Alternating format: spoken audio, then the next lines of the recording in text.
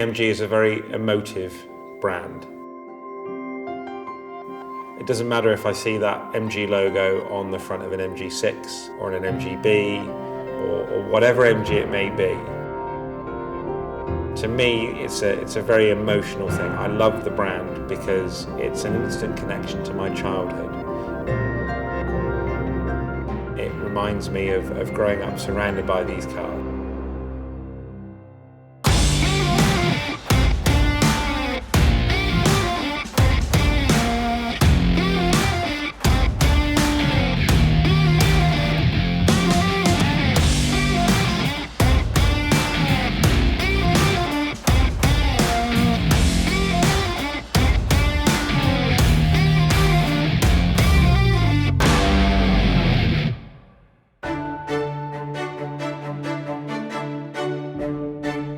Morris Garages, a brand like fine wine, has aged gracefully over the years. So much so that every generation's youth resonates with it for the same old values and traditions that the brand began with. Every person who owns an MG has a certain backstory to tell the world, an extremely rare oddity that one would only find with MG. My name is Charlotte Bowden. I am the owner of Frisky, the MGA, who used to belong to my grandfather. I inherited her last summer after he passed away. Frisky has a really interesting story. The number plate is FSK 302. So my granddad added a few letters in there and came up with the name Frisky. I think it kind of suits her because she's hot red and she's super fun to drive and she's pretty nuts. Imported from California in 1990 by her grandfather, Charlotte's MG MGA has always been an iconic car and a massive hit amongst the sports car enthusiasts across the world. Produced in Abingdon between 1955 to 1962, MG MGA was a major style breakthrough for the brand. She was imported from California by my grandfather, and a gentleman called Ron Gammons, who is an amateur race driver and who has a specialist MG garage, decided to take her on the Monte Carlo Challenge in 1991. And she took first prize. She had very, very few penalty points. And so that's one of the kind of highlights of her history that I know about, because that's when she was in the UK.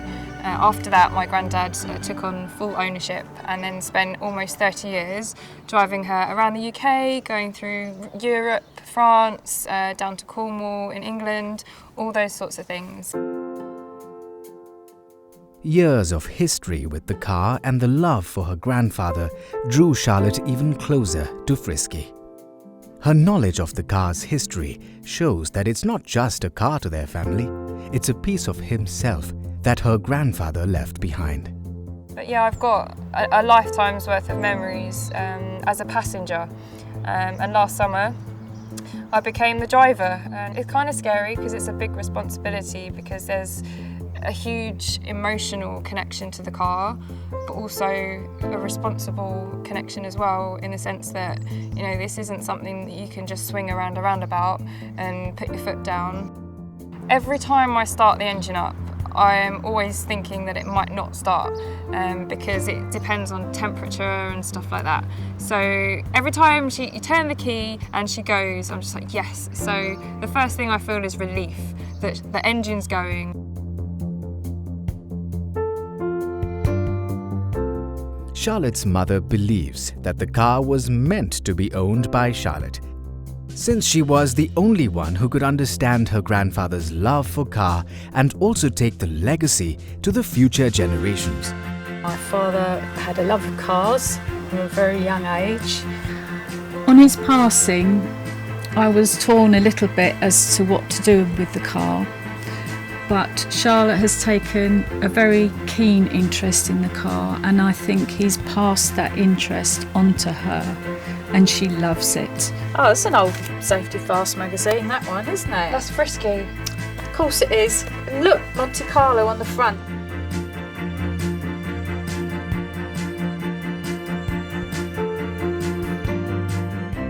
Mum and I went for a drive recently because it was the year anniversary of Dodo passing away.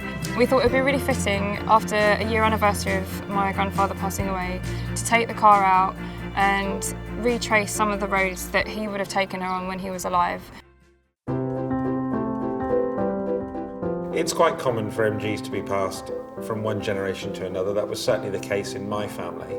And we've got lots of members throughout the club. People like Charlotte with her grandfather's MGA. We've come across dozens and dozens of people with stories that connect their MG to their family. And when there are restorers like Liam Murphy who drive their passion into energy and give old vintage cars a new lease of life. In this case, Liam's latest project is the little blue MG, as he fondly calls it. I bought an MG because I wanted to enjoy the summer and I wanted a car that was a classic British mark. I wanted a car that would give me a lot of enjoyment and a lot of fun. And so I bought my 1979 Midget, which was the first MG that I saw and now own two.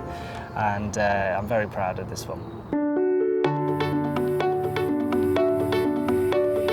I think people connect with MGs because everybody in their family, or they can always relate to somebody who had one, and they can always remember there was an MGB down the street, or there was a particularly nice restored example that they remember seeing at a show, or they've been to a racing or a motorsport event where they've seen one go flying past them, and everybody's always wanted to connect to that heritage that the MG mark has.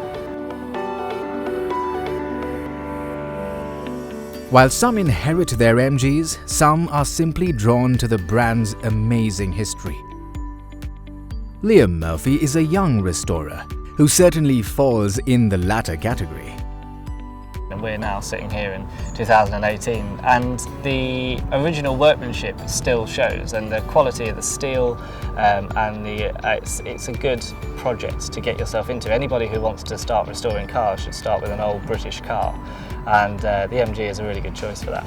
For Liam, the car was an instant connection, and he wanted to spend his time restoring an MG because, since his childhood, he had seen various vintage cars, and he had not only wanted to own a spectacular piece, but he wanted to build it from scratch. Lots of patience is what's required to restore a classic car, and being methodical and working through the manual, working through using online guides to help you. And like I say, this isn't the first car that I've sort of taken apart and put back together, but it is the first MG that I have taken apart and put back together. So it meant looking in slightly different places for that information, but I was able to completely pull it apart, put it back together using the manual, using online guides, and using support from the MG Car Club.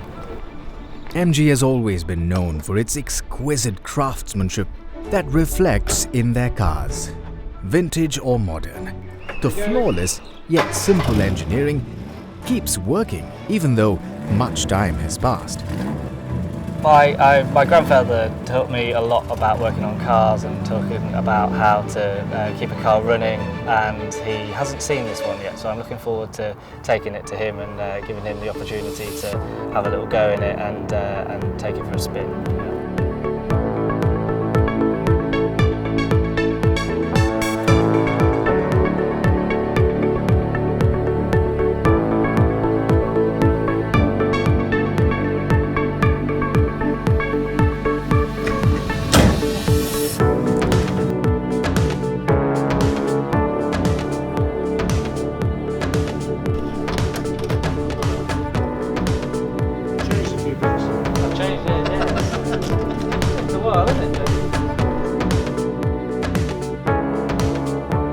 For young MG owners like Charlotte and Liam, MG stands for style.